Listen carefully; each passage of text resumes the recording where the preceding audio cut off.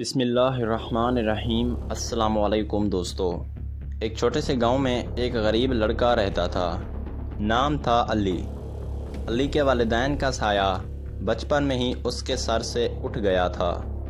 وہ دن بھر گاؤں کے چھوٹے سے ہوٹل پر برتن دھوتا اور رات کو ایک پرانی سی کتاب لے کر پڑھائی کرتا۔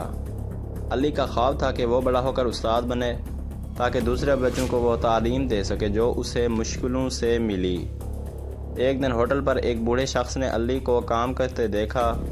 اس نے علی سے پوچھا، تم اسکول کیوں نہیں جاتے؟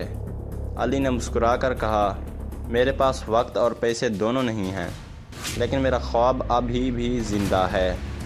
بوڑھا شخص خاموشی سے چلا گیا۔ اگلے دن وہ پھر آیا اور علی کو ایک بستہ نئی کتابیں اور اسکول کی فیس دی۔ علی حیران رہ گیا، اس کی آنکھوں میں آنسو آ گئے۔ اس نے پوچھا، آپ نے یہ سب میرے لیے کیوں کیا؟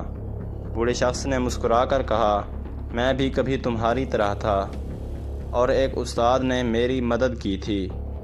آج میں وہی احسان واپس لوٹا رہا ہوں۔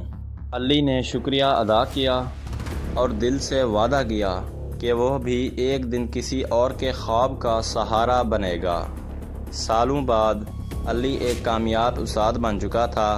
اس نے اپنے گاؤں میں ایک چھوٹا اسکول کھولا جہاں غریب بچوں کو مفت تعلیم دی جاتی تھی، اور یوں ایک چھوٹا سا تحفہ کئی خوابوں کی روشنی بن گیا۔ مزید ایسی کہانیوں کے لیے میرے چینل کو لازمی لائک اور سبسکرائب کریں اور ساتھ میں دیے گئے گھنٹی کے نشان کو دبانا نہ بھولیں۔ شکریہ دوستو۔